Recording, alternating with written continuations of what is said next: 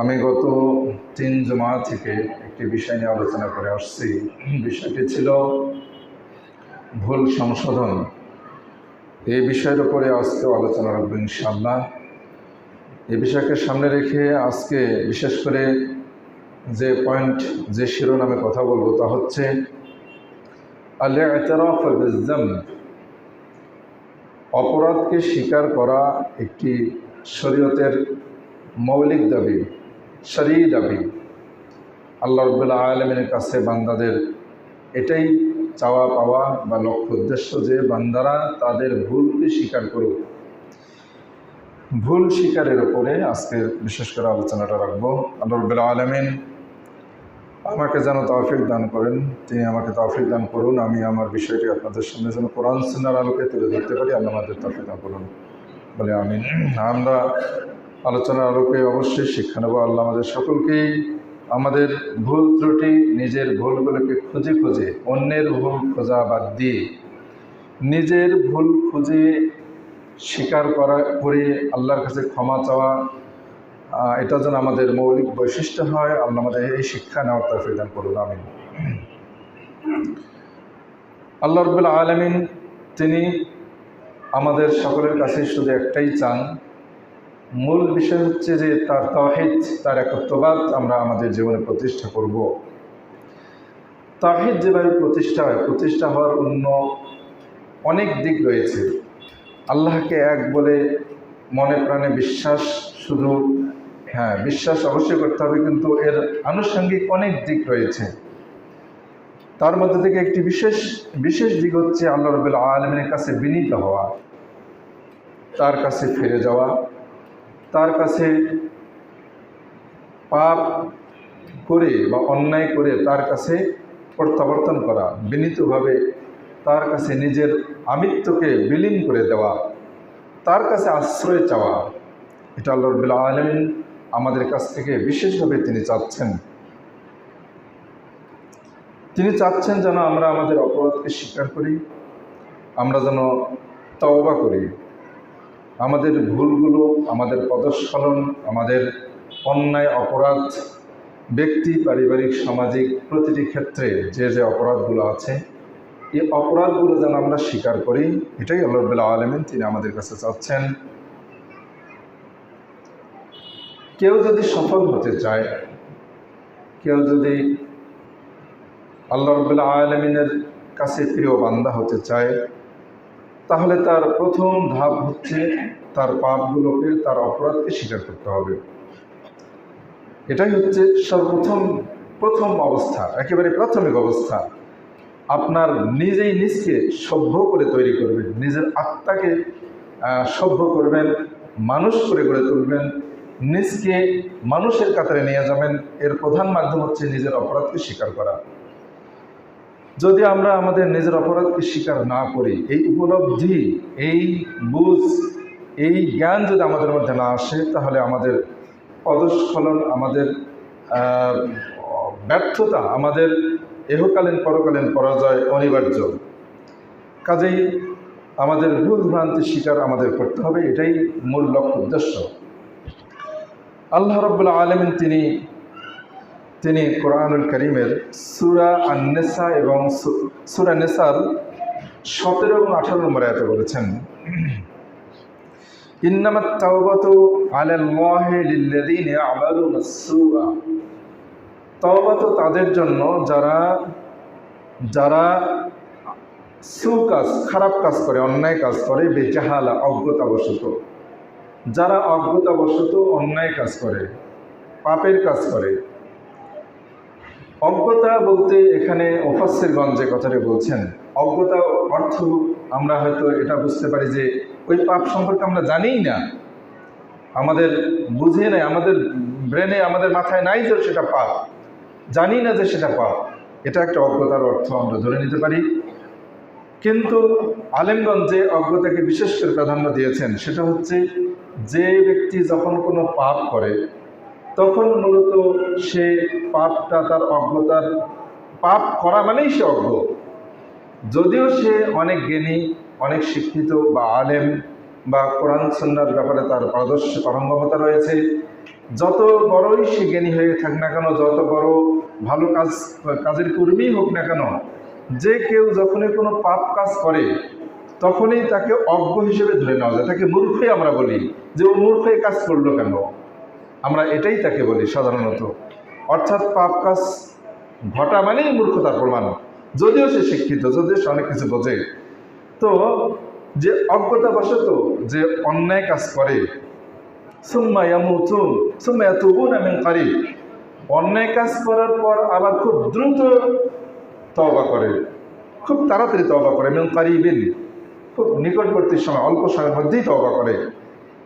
ফাউলাইকা ইয়াতুবু, তওবা করে বলতে আমার বিষয়ের সাথে যেটা সম্পৃক্ত সেটা হচ্ছে তাবা ইয়াতুবু, আরবি শব্দ একটি, এটা অতীতকালীন এবং বর্তমান ভবিষ্যৎকালীন শব্দ। তাবা ইয়াতুবু মানে হলো ফিরে যাওয়া, প্রত্যাবর্তন করা। তো প্রত্যাবর্তন, পাপ থেকে প্রত্যাবর্তন, আমরা তওবা করা বলি, কিন্তু তওবা অর্থ হচ্ছে ফিরে আসা, প্রত্যাবর্তন করা। কখন একজন পাপ থেকে ফিরে আসবে? যখন সে স্বীকার করে যে এটা পাপ, যখন সে তার পাপকে পাপ মনে করবে, তখন সে সেখান থেকে ফিরে আসবে।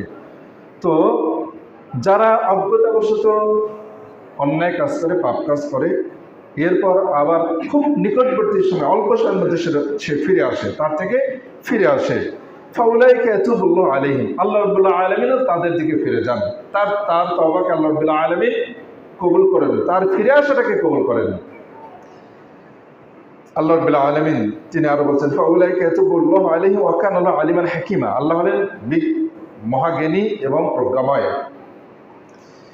দ্বিতীয় আয়াতে আল্লাহ বলছেন, 18 নম্বর আয়াতে সূরা নিসার, ওয়ালাইসাতিত তাওবাতু লিল্লাযিনা ইয়া'মালুনাস সাইয়্যাত, যারা অন্যায় কাজ করে, করতেই থাকে, হাত্তা ইযা হাদারা আহাদাহুল মাউত, এরপর সে অন্যায় কাজ করে ফিরে আসে না, অন্যায়কে অন্যায় বলে বিশ্বাস করে না, স্বীকার করে না, অন্যায়ের উপরে অবিচল আছে, চলতে আছে অন্যায়, হতে হতে হতে শেষ পর্যন্ত ইযা হাদারা আহাদাহুল মাউত, যখন মৃত্যু কাছাকাছি চলে আসে, তখন বলে যে ইন্নী তুবতু আন, আমি এখন তওবা করলাম, এখন ফিরে আসলাম, হে আল্লাহ আমি আর অন্যায় কাজ করব না।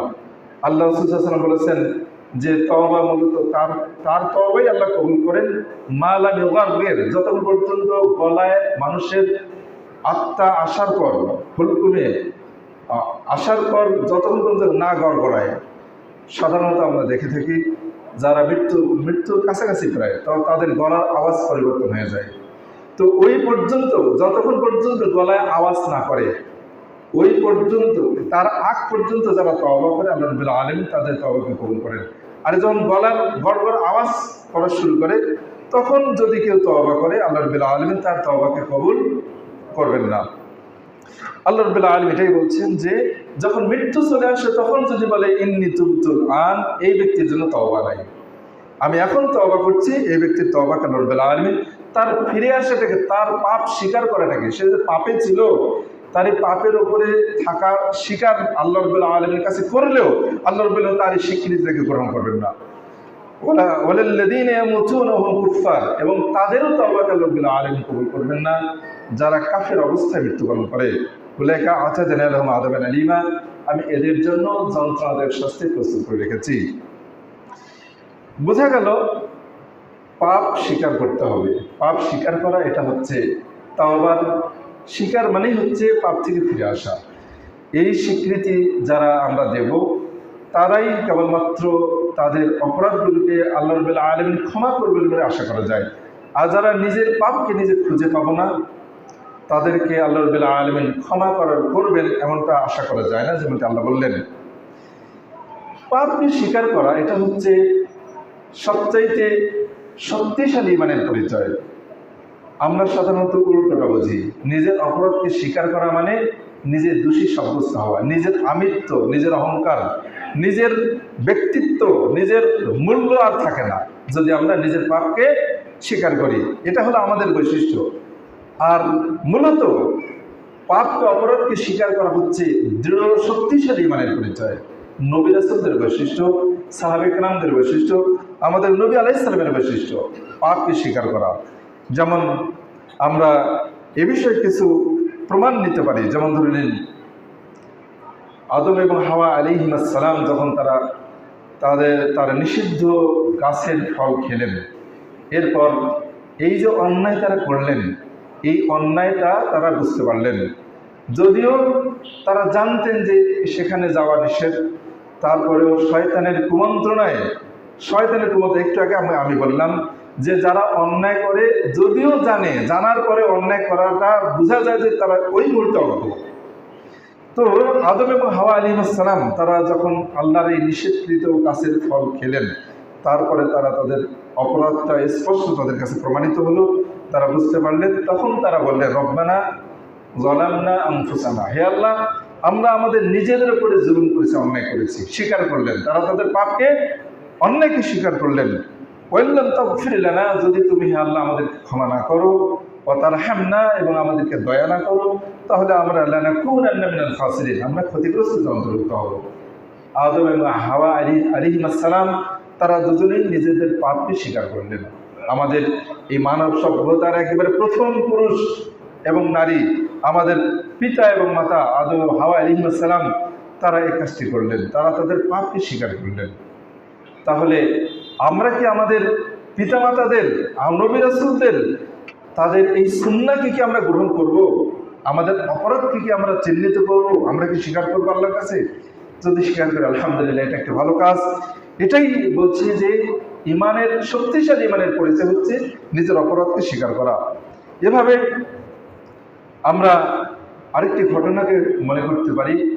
মুসা আলাইহিস সালাম, তিনি যখন সেই ঠিক দুপুরের সময় যখন মানুষেরা বিশ্রাম নেয়, সেই ফিরআউনের এলাকায়, যখন বনী ইসরাঈল এবং কিপ্তীদের একসাথে বসবাস যেখানে ছিল, সেখানে মুসা আলাইহিস সালাম এই নীরব নিভৃত সময়ে যখন তার বংশে একজন আর হলো এই ফিরআউনের বংশের একজন, এই দুইজনের ঝগড়া করছিল।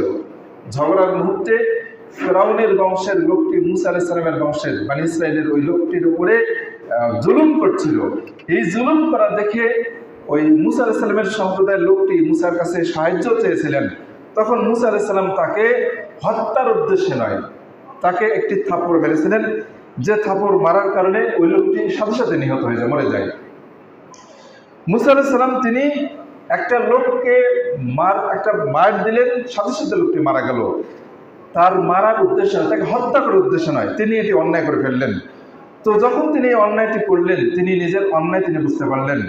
তিনি বললেন, ক্বালা রাব্বি ইন্নী যালামতু নাফসি, হে আল্লাহ, আমি অন্যায় করে ফেললাম, আমি এই লোকটাকে মেরে ফেলে অন্যায় করে ফেললাম। তাকে হত্যার উদ্দেশ্যে তিনি মারেন নাই, কিন্তু লোকটি মারা গেল।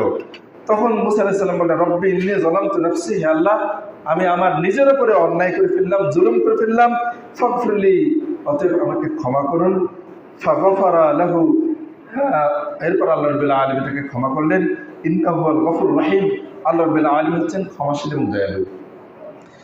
এই যে একটি হত্যাকাণ্ড মুসা আলাইহিস সালামের মাধ্যমে ঘটে গেল, যেটা অনিচ্ছাবশত, এটা তিনি অন্যায় করেছিলেন, তার অন্যায় তিনি আল্লাহর কাছে স্বীকার করলেন, আল্লাহ রাব্বুল আলামিন ক্ষমা চাইলেন, আল্লাহ ক্ষমা করে দিলেন। এই হচ্ছে নিজের অপরাধকে স্বীকার করা, এটা নবী রাসূলদের বৈশিষ্ট্য। এভাবে আমরা আরো আমরা দেখতে পাবো, যেমন ধরে নিন, যেমন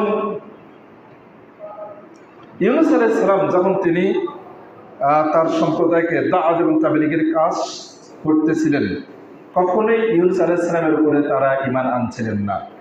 তাদের উপরে চরম ক্ষোভ তার প্রকাশ করলেন, তিনি রেগে গেলেন। রেগে গিয়ে আল্লাহ রাব্বুল আলামিনের বিনা অনুমতিতে তিনি তার সেই এলাকা ছেড়ে দিয়ে অন্যত্র বের হয়ে চলে গেলেন, আল্লাহ রাব্বুল আলামিনের অনুমতি না নিয়েই।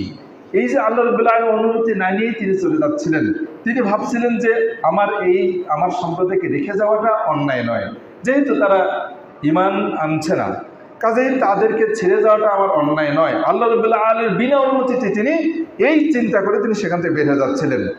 তো আল্লাহ রাব্বুল আলামিন তার এই চলে যাওয়াটা অন্যায়, অপরাধ মনে করলেন। শেষ পর্যন্ত আল্লাহ রাব্বুল আলামিন তাকে মাছের পেটে, তাকে নদীতে তিনি গেলেন, যে অনেক ঘটনা আমরা সকলেই জানি। তো শেষ পর্যন্ত মাছ তাকে খেয়ে নিল এবং মাছের পেটে তিনি অবস্থান করছিলেন। মাছটাই যেন তার জেলখানা। কোরআনে এভাবে এই শব্দ আসছে যে মাছের পেটে তিনি জেলের মতো আবদ্ধ হয়ে গেলেন। তখন ইউনূস আলাইহিস সালাম বুঝতে পারলেন যে তিনি অপরাধ করেছেন, এই অপরাধের কারণে তার এই শাস্তি। তখন তিনি কি করলেন? আল্লাহ রাব্বুল আলামিনের কাছে তার অপরাধটাকে স্বীকার করলেন, বললেন লা ইলাহা ইল্লা আনতা সুবহানাকা ইন্নী কুনতু মিনাজ জালিমিন। এই দোয়াটি, এই আয়াতটি, অংশটি তিনি পড়তে ধরলেন। সূরা আল আম্বিয়ার 87 নম্বর আয়াতে দোয়াটি আসছে। ইউনূস আলাইহিস সালাম তিনি তার অপরাধ স্বীকার করলেন এবং আল্লাহ রাব্বুল আলামিন তাকে ক্ষমা করে দিলেন। শেষ পর্যন্ত মাছ তাকে আবার স্থলভাগে ডাঙ্গায় নিয়ে গিয়ে মাছ আবার তাকে পেট থেকে বের করে দিলেন, এই দিল।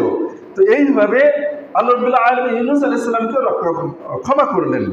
তো এভাবে আমরা এই যে ইউনূস আলাইহিস সালাম তার অপরাধকে স্বীকার করে তিনি যে দোয়াটি পড়লেন, এই দোয়াটি এত উন্নত একটি দোয়ায় পরিণত হয়ে গেল। আল্লাহ সাল্লাল্লাহু আলাইহি ওয়াসাল্লাম বলেছেন, তিরমিজিতে হাদিস আসছে, দাওয়াতি জিন্নুন ইযা দাআ ওয়া হুয়া ফি বাতনিল হুত। যখন মাছের পেটে ইউনূস আলাইহিস সালাম থাকা অবস্থায় যে দোয়াটি পড়েছিলেন, এই দোয়াটি হচ্ছে লা ইলাহা ইল্লা আনতা সুবহানাকা ইন্নী কুনতু মিনাজ জালিমিন ফাইন্নাহু লাম ইয়াদু বিহা রাজুলুন মুসলিম। যে কোনো মুসলিম ব্যক্তি এই দোয়াটি পড়ুক না কেন, ফিশাইন কত, যে কোনো অপরাধের কারণে পড়ুক না কেন, ইল্লাস্তাজাবাল্লাহু লাহু, আল্লাহ রাব্বুল আলামিন তার দোয়াকে কবুল করবেন। কোথায় সেই ইউনূস আলাইহিস সালাম, কোন কালে, কত হাজার বছর আগে তিনি কি অপরাধ করেছিলেন? সেটা তো আল্লাহ রাব্বুল আলামিনের সন্তুষ্টির জন্যই করেছিলেন, কিন্তু আল্লাহ রাব্বুল আলামিন সামান্য একটু তার অনুমতি না নিয়েই বের হয়ে চলে গেলেন তার সম্প্রদায়ের কাছ থেকে। তো এটাই আল্লাহ রাব্বুল আলামিনের নবীর জন্য এটা একটা অপরাধ ছিল, অনেক বড় অপরাধ ছিল। আল্লাহ রাব্বুল আলামিন তাকে এই জন্য শাস্তি দিয়েছিলেন।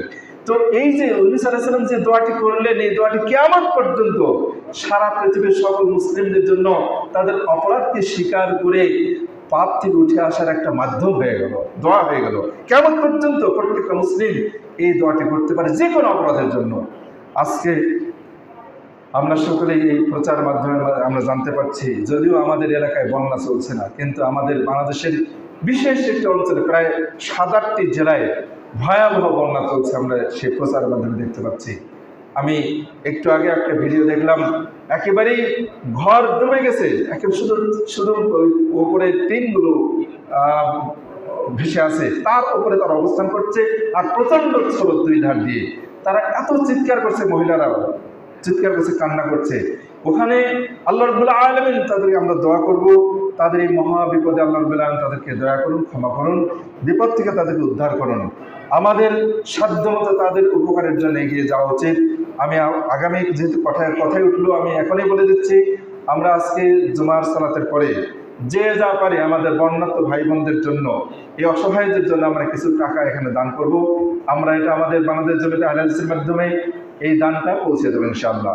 আপনারা যে যা পারেন, যতটুকু পারেন আমরা সহযোগিতা করব। তো যাই হোক, আমি যেটা বলতে চাচ্ছি যে আল্লাহ রাব্বুল আলামিন, আমরা এর আগে এই বিষয়গুলো অনেক ক্ষুদ্র শুনেছি, যখনই আল্লাহ রাব্বুল আলামিন কোনো জাতির উপরে কোনো একটা বিপর্যয় নেমে আসেন দেন, কোনো কিছু, কোনো আল্লাহর পক্ষ থেকে কোনো গজব চলে আসে, কোনো কিছু চলে আসে, সেটা কি কারণে?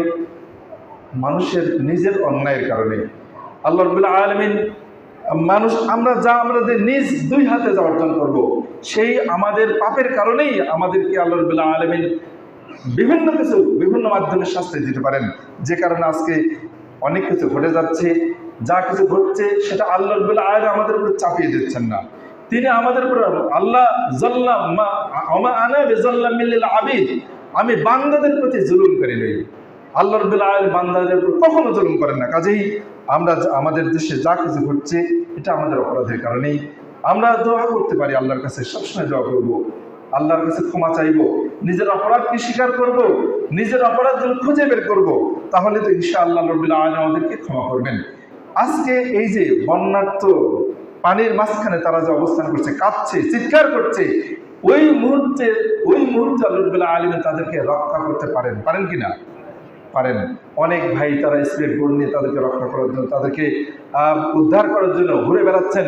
যে গাছে কেউ ঝুলে আছে, কেউ এমনভাবে ঘরের উপরে এমনভাবে ভিতরে ঢুকে আছে, বের হওয়ার তাদের সময় ছিল না, ভিতরেই তারা আটকা পড়ে আছে, করুণ অবস্থা। আল্লাহ রাব্বুল আলামিন তাদেরকে এরপরেও ক্ষমা করতে পারেন। এই দোয়াটি আমরা তাদের জন্য তাদের দিশা আছে কিনা, তারা ইনশাআল্লাহ আমাদের দেশের মুসলিম ভাই বোনেরা কম বেশি সকলে আমরা এই দোয়াটা জানি।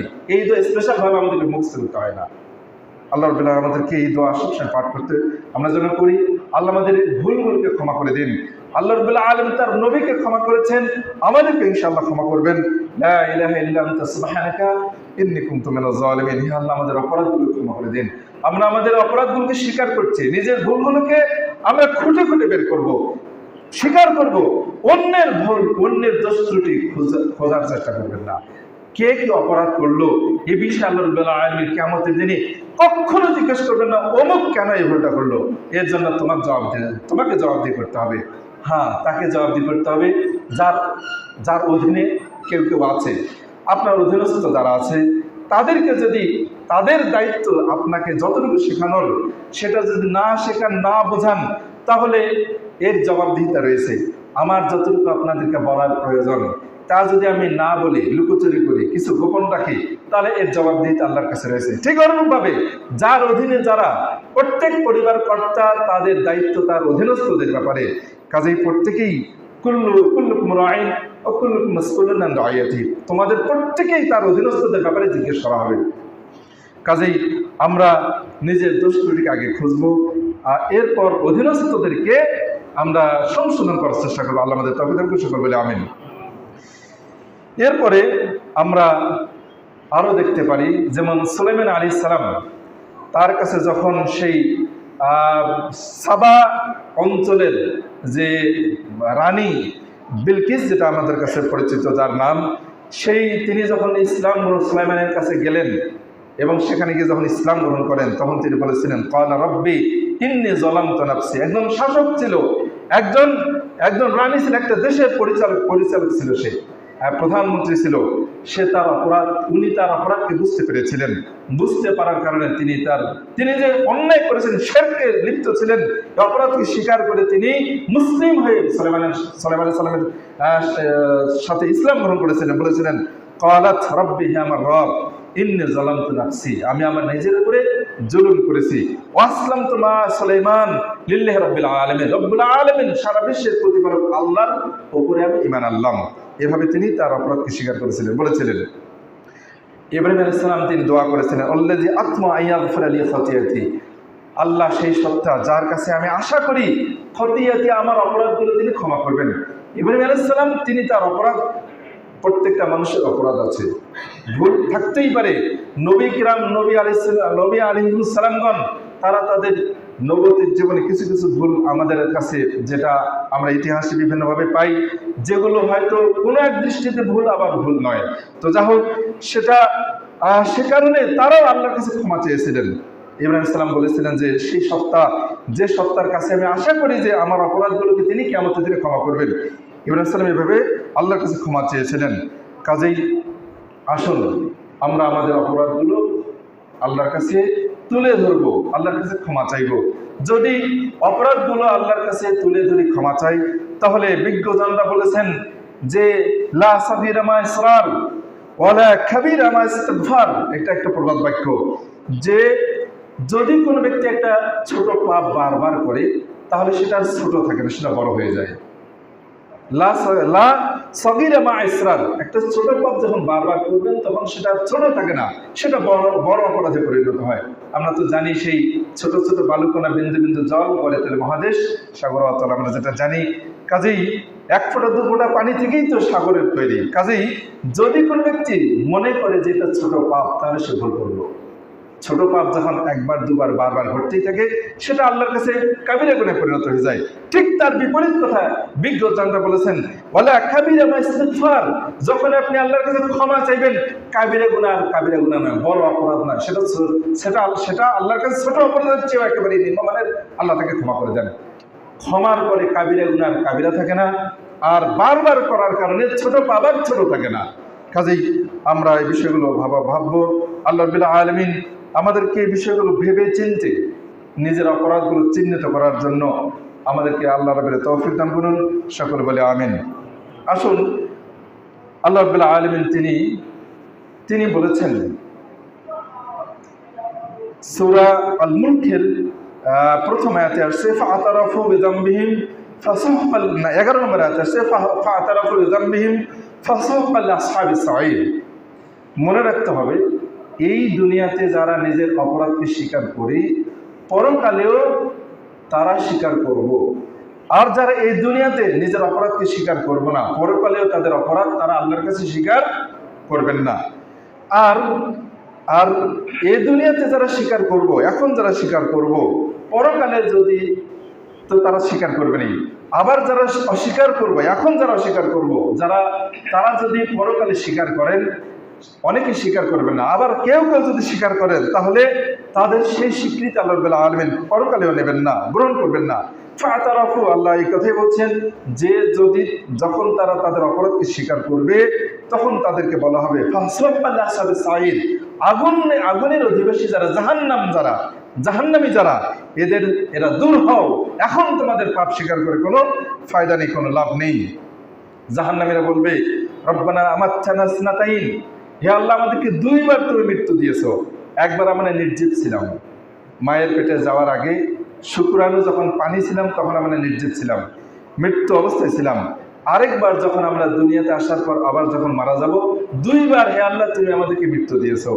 ওয়াহিয়াইতানা ইসনাতাইন, এবং 2 বার তুমি আমাদেরকে জীবন দিয়েছো। একবার মায়ের পেটে যখন প্রত্যেকেই 4 মাস মায়ের পেটে পূর্ণ হই তখন আল্লাহ রাব্বুল আলামিন প্রথম আত্মা দেন, জীবন দেন। এরপর আমরা দুনিয়াতে মৃত্যুবরণ করি, আবার আল্লাহ রাব্বুল আমাদেরকে জীবন দেবেন।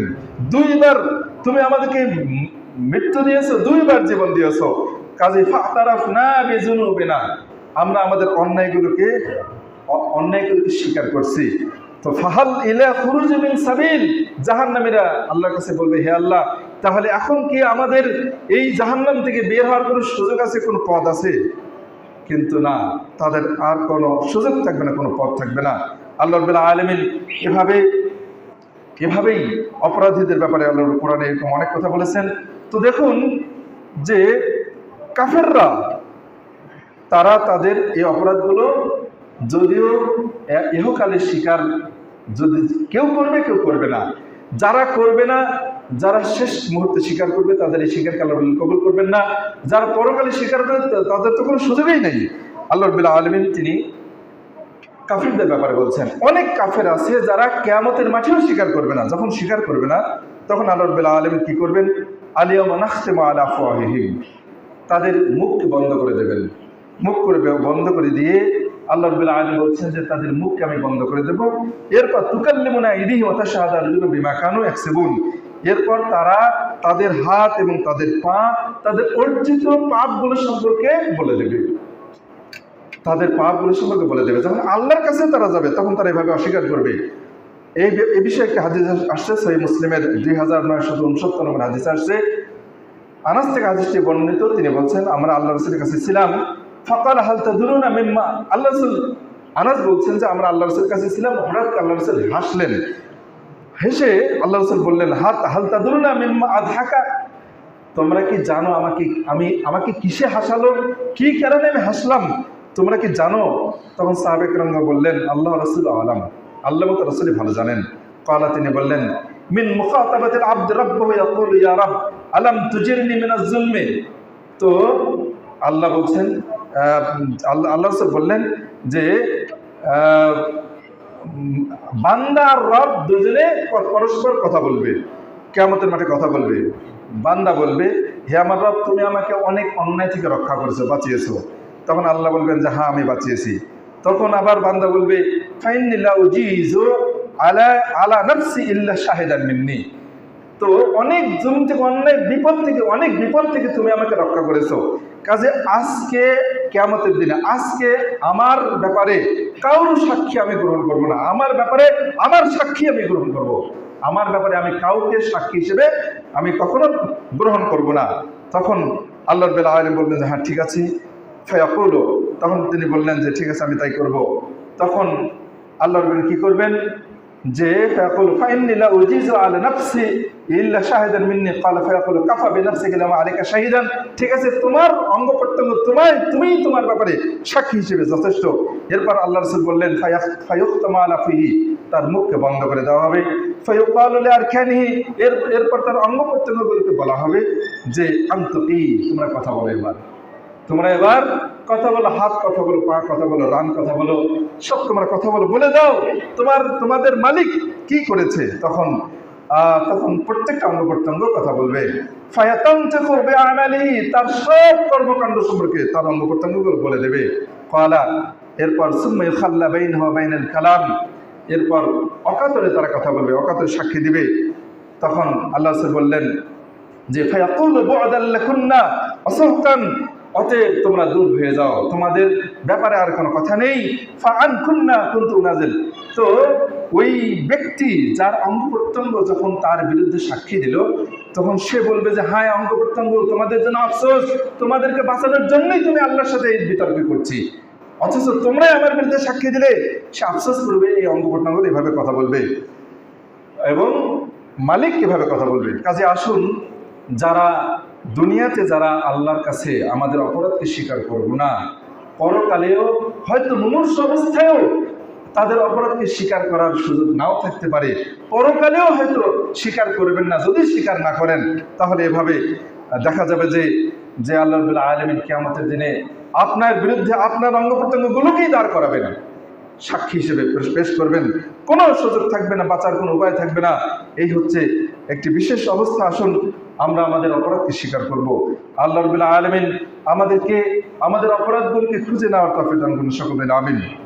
যখন আল্লাহর আরেকটা হাদিস আসছে, সহিহ বুখারীর 2441 নম্বর হাদিস আসছে, আব্দুল্লাহ বিন ওমর থেকে বর্ণিত, তিনি বলছেন, আমি আল্লাহ রাসূলকে বলতে শুনেছি, ইন্নাল্লাহ ইউদিনী আল মুমিন, আল্লাহ রাব্বুল আলামিন একজন মুমিনকে তার কাছে টেনে নেবেন, কাছাকাছি নেবেন। এরপর আল্লাহ রাব্বুল আলামিন তাকে গোপন করে নেবেন, তাকে ঢেকে নেবেন, পর্দা দিয়ে ঘিরে নেবেন, আচ্ছন্ন করে নেবেন।